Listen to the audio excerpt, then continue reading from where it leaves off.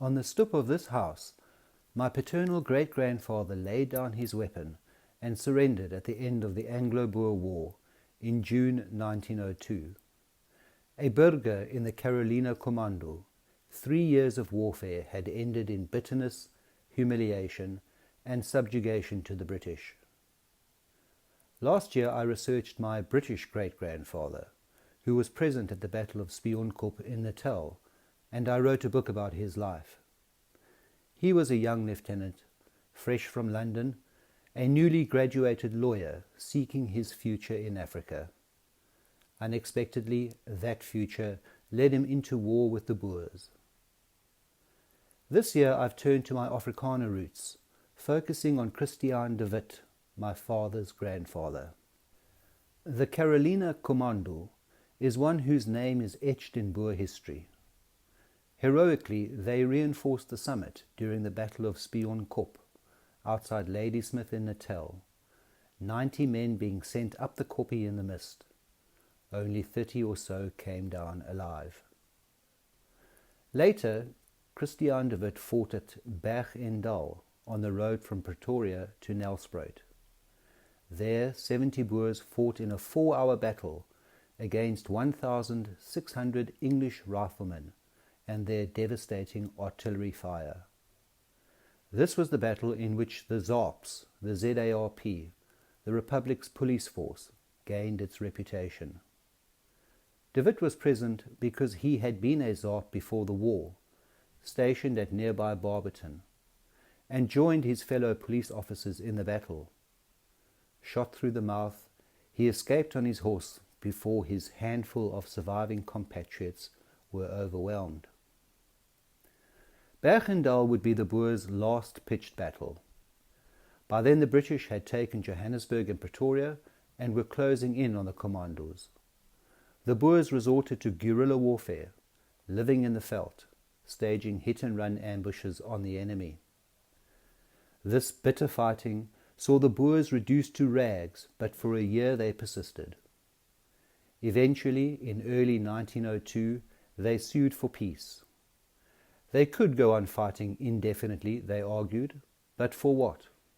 Their cities and towns had been taken, their farms burnt to the ground, and their families interred in concentration camps. The events described above I knew about vaguely from history lessons at school, but it's only now that I really understand. By the time Christiaan de Witt surrendered, the Carolina Commando and the ZARPs had lost hundreds of men. His and his countrymen's houses and farms had been burnt down. His own father had joined the war aged 74, but had been captured and imprisoned. His older brother Pieter had also become a prisoner of war, and was now held on St. Helena Island. Pieter's 4 children, aged 4 to 13, were in the Winburg concentration camp with their mother, suffering terribly.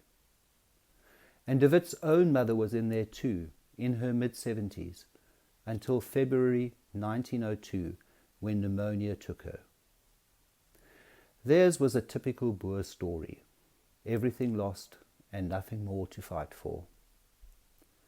So de Witt returned to the farm Twyfelaar, near the Swaziland border, where only a year before he'd repeatedly attacked the British, and their commander, General Buller, in person, at that very house where he now laid down his arms on the stoep. The humiliation complete, he bade his fellow burghers an emotional farewell, mounted his horse, and set off for his father's farm, Kleinfontein, 300 miles away. For the first time in his life he rode without a rifle, feeling as if he'd lost an arm, and, fearing revenge, studiously avoiding the English mounted patrols in and around the towns. And on that journey he had much time to think of his imprisoned family, of his late mother, of the many battles and skirmishes in which he'd fought over 3 years, of the deep canyons in the eastern Transvaal, and of the Drakensberg escarpments of Natal that he'd traversed, of the 20-odd horses that faithfully carried him for miles and miles, and of the many friends wounded and gone. of his veldkornet, Prinsloo, killed on Spionkop, and A.J. de Lange, wounded, who took over, then also fell. Of old man Potgieter and his son, dying alongside each other in the mist, as did Van Niekerk and son. Of all the McCullum boys perishing over the years, son of the most prominent Carolina family who'd settled from Scotland. Of David Joubert, his commandant, and nephew of Commandant General Piet Joubert, now dead, and the time they ambushed that British train at Kivelli in Natal, their first action of the war. Of the attack on Moy River with General Louis Botha, which struck fear into the Durbanites, so much so that some took to sleeping on ships in the harbour. Of how they held Three Trees Hill under General Skalkberger for a whole day under heavy bombardment before being ordered to leave, though exhausted, and take Spionkop. Of the many skirmishes thereafter through Botha's Pass and Alleman's Neck, being shelled and chased by the British, holding positions and retreating as the war turned, their casualties mounting, friends being buried quickly in anonymous graves in the veldt, as they retreated under fire all the way back to Carolina in the Transvaal. Of how they regathered themselves at General Fourie's farm, and then defended the line from Komati to the Swaziland border and beyond. Of the British advancing in their thousands on Machadodorp, and how he joined his fellow police officers at Bergendal, defending a small koppie blown away by naval guns, carted all the way from warships in Durban harbour. Of Milan, Pretorius, Van Dyck and Mouton, and many others, blown to pieces around him. Of hundreds of soldiers from the Rifle Brigade advancing across the plain towards him as he lay bleeding on the koppie.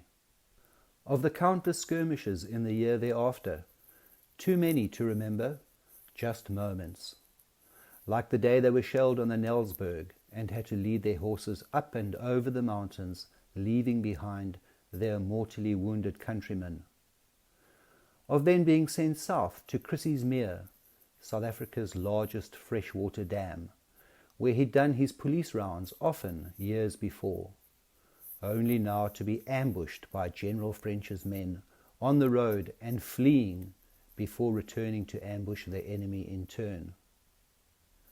Of fighting the Canadians in heavy rain before sunrise at Welgevonden, then later attempting to capture their artillery in the Witkloof but being beaten off.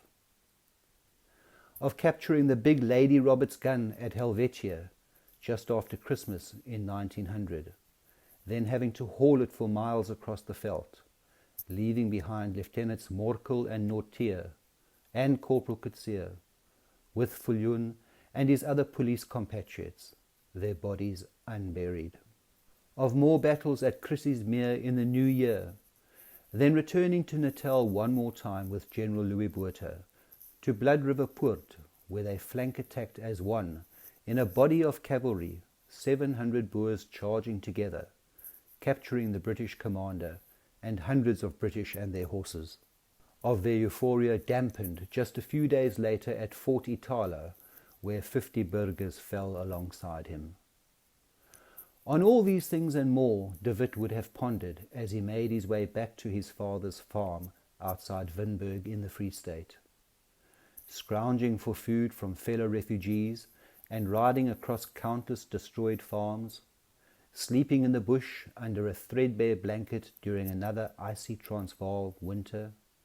He made his way slowly westwards, arriving eventually at his childhood home, Kleinfontein. There his worst fears were confirmed. One can only imagine the despair he felt, and wonder how he found strength to continue. His trail runs cold at this point, from a research perspective, but 10 years later he resurfaces, married with children, my grandfather being one of them, born in 1911. He in turn became father to my father, born in 1941. And in time, my father married an English girl, my mother. It is not an unfamiliar South African tale, because unions between Afrikaners and the English happened all over the country now, as a new unification government emerged. And as I study my two great-grandfathers, men who fought on opposite sides during this devastating civil war, I'm led back to that hill in Natal upon which both gazed at the same time 120 years ago. Lieutenant Richard Goulding commands British scouts carrying messages from Spionkop to the general. But the messages have stopped coming. 1,000 British have gone up in the mist and died. Still alive up there is Burger Christian de Witt, crawling under heavy bombardment from rock to rock, his ammunition spent, taking bandoliers from dead friends to continue the fight against the British. One wins the hill, but in time loses the war. The other loses the hill and later wins the war. Eventually, their descendants merge into one. And a century later, one great-grandson reflects, in an age where neither Boer nor British rule anymore, the age of colonialism gone. The statues are being toppled and the memories emptied, like that stoep in the photo today.